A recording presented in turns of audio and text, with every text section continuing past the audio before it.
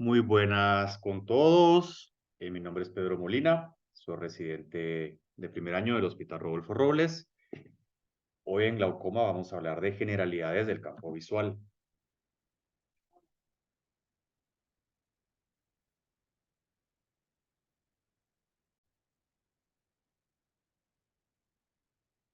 Como introducción, los dos factores más importantes a considerar al determinar si un paciente tiene glaucoma y la gravedad del mismo son la apariencia estructural que va a tener el nervio óptico y el daño funcional que encontremos en las pruebas de campo visual.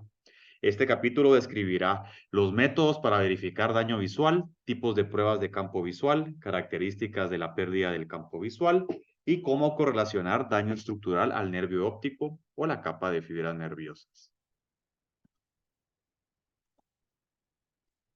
El campo visual normal. El campo se define como la zona de visión vista con ambos ojos abiertos. Las dimensiones del campo visual se definen en relación con la fijación en un punto central. El punto ciego o la mancha ciega en el campo de visión corresponde al área definida por la cabeza del nervio óptico y generalmente se encuentra a 15 grados hacia el lado temporal de la fijación. Una isóptera va a ser una línea imaginaria que une puntos de igual sensibilidad retiniana y eso nos va a dar los límites del campo visual. Varias isópteras nos van dando esta línea imaginaria donde se unen puntos con igual sensibilidad retiniana. El campo visual normal va a ser 60 grados hacia el lado nasal y superior, 70 grados hacia el lado inferior y de 90 a 100 grados hacia el lado temporal respecto a la fijación central. Traquair fue un cirujano oftalmólogo escocés que nos describió poéticamente el, el campo visual como una isla de visión rodeada por un mar de ceguera, en la cual la región más sensible del campo visual normal es la porción del campo detectada por la fobia. La sensibilidad retiniana disminuye rápidamente de los 15 grados del pico foveal. A partir de este punto hay una reducción gradual en la sensibilidad retiniana que se extiende hacia la periferia, donde disminuye abruptamente. En una sección transversal, el punto ciego aparece en la isla de la visión de Traquair como un pozo con lados pronunciados. En esta isla, el borde va a ser la línea de la costa de la isla que corresponde a los límites periféricos del campo visual. El contorno son los picos y valles en la isla corresponden a áreas de visión aumentada o disminuida dentro de los límites periféricos del campo visual. Y el punto ciego es una región que corresponde a la cabeza del nervio óptico y dado que no hay fotorreceptores en esta área, crea una depresión profunda dentro de los límites del campo visual. Estos factores afectan al campo visual, la estructura facial, la anatomía de los párpados, el tamaño de la pupila, los medios oculares, el error de la refracción, artefactos de prueba y la experiencia del paciente para realizar las pruebas. El campo visual glaucomatoso.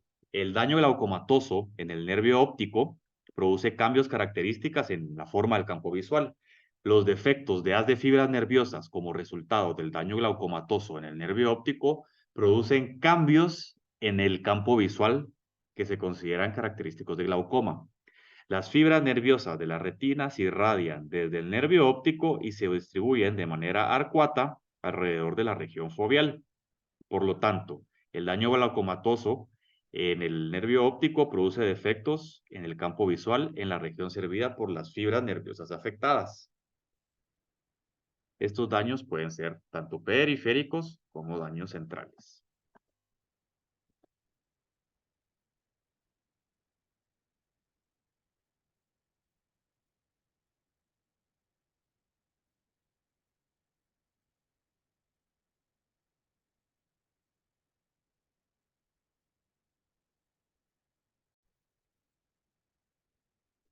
Los defectos en el campo visual producido por los defectos en el haz de fibras nerviosas de la retina se presentan de varias formas. En la primera imagen podemos ver un campo visual normal, donde el punto central va a ser la fobia. A 15 grados temporal vamos a tener la mancha ciega y aparece delimitada un área arcuata o de Jerum. El área de Jerum es la región más común donde se encuentran los defectos de campo en el glaucoma.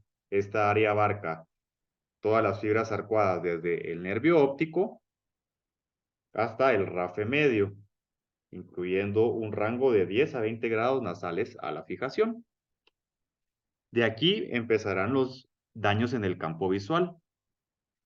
Aquí podemos ver un escotoma que se empieza a producir para central superior, como un defecto absoluto central rodeado de un escotoma relativo. Un escotoma se define como un área de depresión en la función visual y se caracteriza por estar rodeada de un área de visión normal. De este punto en adelante, los problemas de la visión empiezan a aumentar. Aquí podemos ver un escotoma de Seidel. Si las fibras nerviosas se siguen perdiendo, progresa a un escotoma arcuato completo que ocupa toda el área de Jerum. Si seguimos avanzando en los daños y sigue progresando la enfermedad, pues podemos ver un doble escotoma arcuato.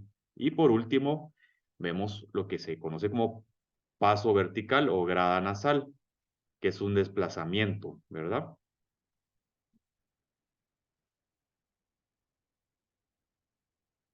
Recordemos que la primera manifestación de glaucoma en un campo visual va a ser el aumento de la mancha ciega. Aunque el defecto arcuato prevalentemente sea la forma más confiable de pérdida temprana del campo visual en glaucoma, no es patoneumónico. Podemos encontrar lesiones corioretinianas como coroiditis, lesiones de la cabeza del nervio óptico como drusas, lesiones anteriores del nervio óptico como oclusión de arteria carótida y oftálmica y lesiones posteriores de la vía visual como adenoma hipofisiario. La depresión generalizada y central del campo, aunque los defectos relacionados con la pérdida de fibras nerviosas retinianas son los cambios más familiares en el campo visual inducidos por glaucoma, y la visión central suele ser una de las últimas regiones en perderse por completo, los estudios han mostrado una leve reducción central y difusa en el campo visual, incluso en etapas tempranas del glaucoma. Aquí el libro nos describe cómo se ven los defectos avanzados en el campo visual glaucomatoso. Aquí podemos ver un ojo izquierdo en el cual la mancha ciega está temporal a 15 grados, inferotemporal, y vemos cómo hay un escotoma arcuato inferior. Y podemos ver, ya que es avanzado, cómo también arriba está progresando el escotoma. Y probablemente en un futuro se vuelva un escotoma doble arcuato. En la foto a color vemos un disco óptico, una excavación amplia y vasos nasalizados. También existen cambios en glaucoma a tensión normal. La definición del glaucoma a tensión normal es aquel paciente que dentro de los límites normales de presión va a presentar daños como si tuviera glaucoma avanzado. Cambios en el campo visual con un aumento agudo de la presión. Como el aumento de la presión intraocular es repentino y marcado, como en el glaucoma de ángulo cerrado agudo, se han informado varios cambios en el campo visual, incluyendo depresión general, pérdida temprana de la visión central, escotomas arcuatos y aumento del punto ciego. Estos cambios pueden ser reversibles cuando la PIO vuelve a la normalidad y dependerá de la perfusión, de la presión de perfusión de cada persona. Podemos correlacionar el disco del nervio óptico y los defectos en el campo visual. En la mayoría de los pacientes con glaucoma, los cambios clínicamente reconocibles en el disco del nervio óptico preceden a la pérdida detectable en el campo visual. Y la presencia o ausencia de defectos glaucomatosos en el campo visual generalmente se puede predecir a partir de la apariencia del disco del nervio óptico. Con técnicas perimétricas estándar, el 25 al 35% de las células ganglionares de la retina pueden perderse en un ojo con un campo de visión normal. Y para cuando ya encontramos defectos en el campo visual, pueden quedar tan solo 10% o menos de los axones. Recordamos que para medir el examen que mide daño estructural utilizamos el OCT de nervio óptico. Y ya para ver el daño funcional utilizamos el SLT o la perimetría. Al correlacionar la atrofia de las células ganglionares de la retina con la perimetría automatizada, encontramos que una pérdida del 20% de las células se correlacionó con una pérdida de sensibilidad del 5%, y una pérdida del 40% de las células se disminuyó con una sensibilidad de 10 decibelios. La ausencia extensa o focal de tejido del borde neural, especialmente en los polos inferior y superior, es el indicador más confiable de una alteración en el campo visual y generalmente se asocia con un defecto en el área arcuata correspondiente. En algunos casos, la pérdida temprana del campo visual asociada con los defectos de las de fibras nerviosas retinianas puede detectarse con la perimetría automática cuando se ha pasado por alto en la perimetría manual. La correlación entre el disco del nervio óptico y los defectos en el campo visual en el glaucoma es lo suficientemente cercana como para motivar la búsqueda de otros procesos de enfermedad subyacentes, como trastornos neurológicos, si no se encuentra una correlación. El campo visual central. Desde que se supo por primera vez que el campo visual central es importante en el glaucoma temprano, la evidencia ha ido acumulándose de que el daño glaucomatoso temprano involucra la mácula. La mácula, definida como los 8 grados centrales alrededor de la fovea, incluye aproximadamente 30% de todas las células ganglionares de la retina y suministra información para el 55% al 60% de la corteza visual primaria. Principios básicos de las pruebas de campo visual. Para hacer pruebas de campo visual necesitamos muchas cosas. Podemos empezar definiendo los estímulos. Los estímulos típicos utilizados en la perimetría clínica son puntos de luz con diversas combinaciones predefinidas de diámetro e intensidad proyectadas sobre un fondo. La visibilidad del estímulo también depende de la distancia a la que se encuentra el ojo de la pantalla y del brillo del fondo. Otros factores que pueden afectar la percepción del estímulo incluyen la duración por la cual se presenta el estímulo, el color del estímulo y de fondo, técnicas cinéticas o estáticas y el estado del ojo del paciente. La intensidad absoluta de luz se mide en unidades de luminiscencia llamadas apostilbios y la sensibilidad lumínica medida se expresa en unidades logarítmicas conocidas como decibelios. Un decibelio es 0.1 unidades logarítmicas, por lo que 10 decibelios representan una disminución de 10 veces la intensidad máxima del estímulo de un perímetro específico. Sin embargo, 20 decibelios representan una atenuación del estímulo de 100 veces. El tamaño del estímulo también es importante. El objetivo estándar para la perimetría cinética o estática es un disco blanco, cuyo valor del estímulo se puede ajustar variando el tamaño o la luminosidad del objeto en relación con la del fondo. En personas sanas se ha demostrado que la sensibilidad retiniana media aumenta con el aumento del tamaño del objeto de prueba. Si se aumenta el diámetro del estímulo, más pequeño puede ser tan visible como el estímulo más grande pero menos intenso. Este fenómeno se conoce como suma espacial. Por lo general, duplicar el diámetro del estímulo tiene el mismo efecto en la visibilidad que aumentar su intensidad. Existe una prueba que se llama perimetría cinética. El umbral teóricamente es el objetivo que es justo lo suficientemente brillante como para ser visto el 50% del tiempo en esa ubicación. El estímulo que está por debajo del valor umbral no puede ser visto. La perimetría cinética define el umbral moviendo el objeto desde un área que no lo ve, que es un área subumbral, y registrando el punto en el que se ve por primera vez. El procedimiento documenta los límites del campo visual para los límites absolutos y las áreas de diferencia relativas en la agudeza visual dentro del campo. También hay perimetrías estáticas, implica la presentación de objetos de pruebas estacionarias, utilizando presentaciones umbrales. La presentación estática supraumbral es una técnica de encendido apagado, en la cual se presenta momentáneamente un objeto de prueba, justo por encima del umbral anticipado por la parte correspondiente del campo visual. Y se registran los puntos en donde el paciente no puede reconocer el objetivo como defectos del campo visual. La técnica implica aumentar gradualmente la luz del objeto desde una intensidad subumbral en pequeños incrementos y registrar el nivel en el que el paciente indica por primera vez el reconocimiento del objeto. o disminuirlo desde un nivel supraumbral y registrar el valor del estímulo más bajo visto. Los puntos se prueban en ubicaciones predefinidas en todo el campo visual y los resultados se registran como símbolos en escala de grises y valores numéricos de sensibilidad en decibelios. La iluminación de fondo para las técnicas manuales tradicionalmente estimula tanto conos como bastones. La luminancia del campo de adaptación, actualmente utilizada en la perimetría estática y cinética, es marginalmente fotópica. Es fotópica porque las condiciones de iluminación diurna o con una fuente de luz brillante estimula principalmente los conos. El principio más importante en cuanto a la iluminación es mantenerla constante y reproducible, el objetivo y el fondo de una examinación a otra. Hay influencias fisiológicas en los campos visuales. El tamaño de la pupila, como una miosis significativa, puede deprimir la sensibilidad.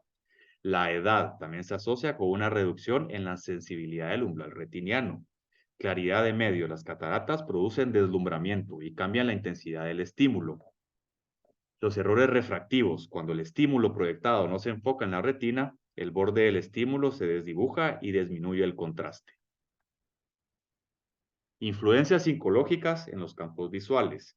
La comprensión del paciente sobre la prueba, ya que existe un afecto de aprendizaje en las perimetrías, en la cual puede influir en los resultados. Puede cambiar en una segunda o una tercera prueba cuando el paciente ya la sepa utilizar.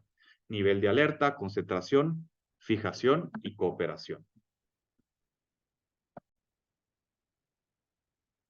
Técnicas e instrumentos para medir el campo de visión.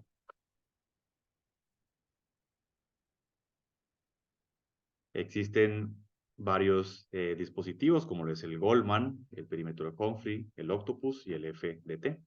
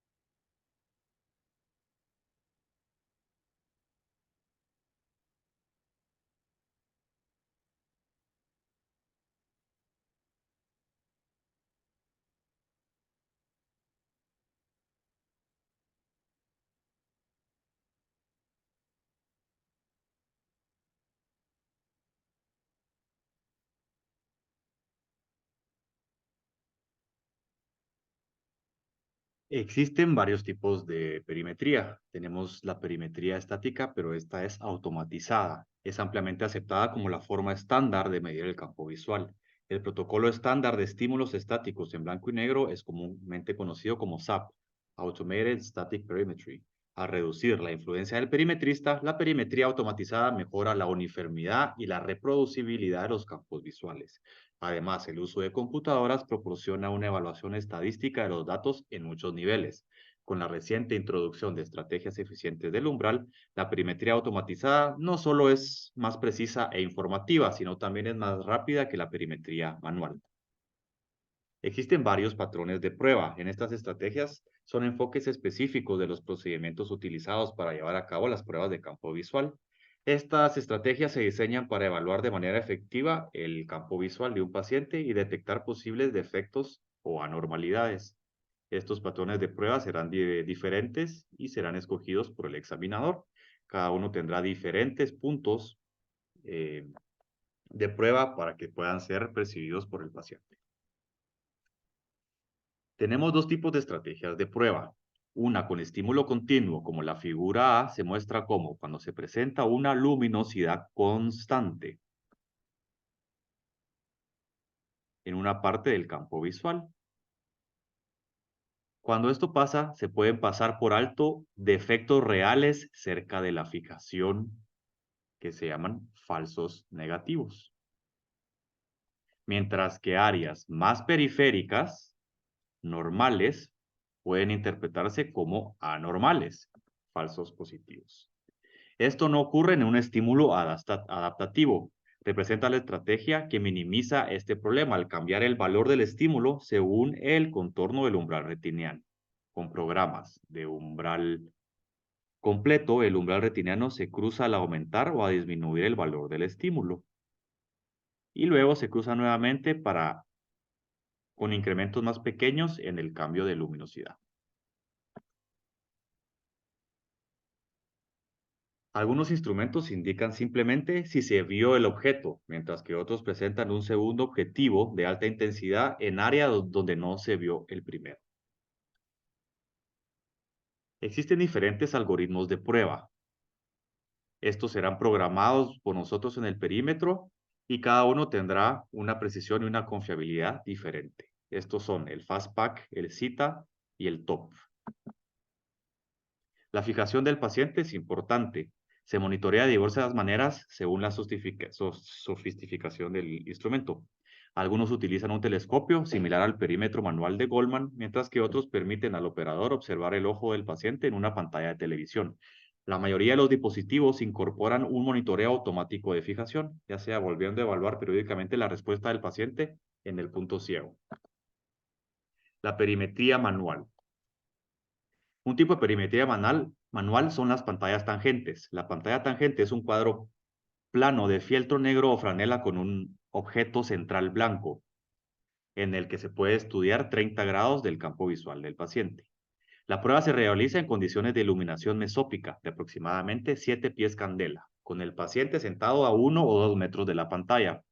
Con el enfoque cinético, el examinador mueve el objeto de prueba desde la periferia hacia la fijación, hasta que el paciente indique el reconocimiento del objeto. El procedimiento se repite a intervalos diferentes alrededor de la fijación hasta que se hayan mapeado el isóptero.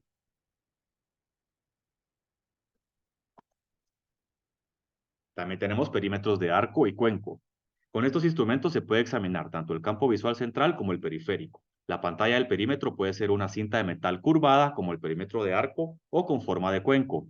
Este último es preferible para las exploraciones de glaucoma y el prototipo es el perímetro de Goldman. El cuenco del perímetro Goldman tiene un radio de 300 milímetros y se extiende al 95% a cada lado de la fijación.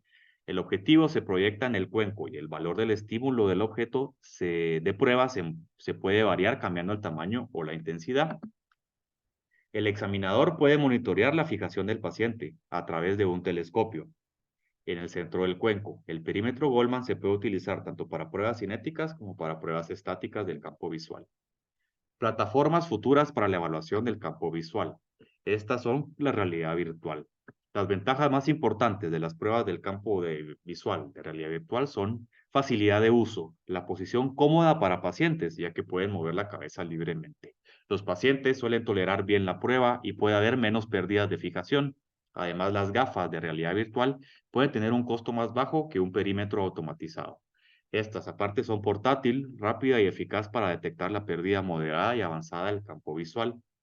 El avance futuro de las pruebas de campo visual basadas en tecnología puede expandir el acceso a la perimetría y mejorar la experiencia y la precisión de las pruebas futuras.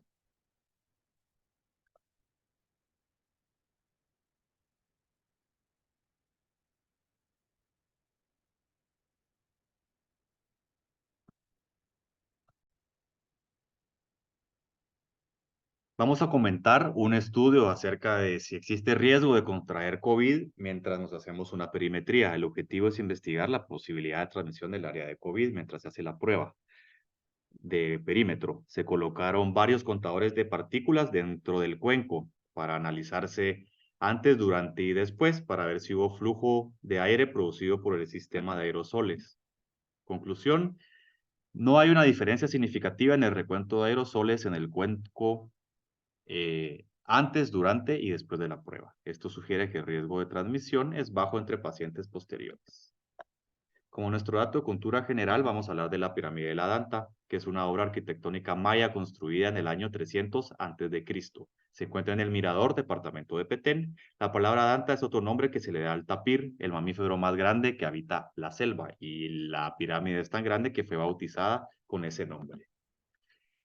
Es una de las estructuras más grandes y monumentales de la antigua civilización maya, y de hecho es una de las pirámides más grandes del mundo en términos de volumen. Es tan grande que podríamos meter 560 campos de fútbol dentro de ella. Es un sitio de gran importancia arqueológica, ya que proporciona información valiosa sobre la arquitectura maya y lo avanzada que es. Muchas gracias.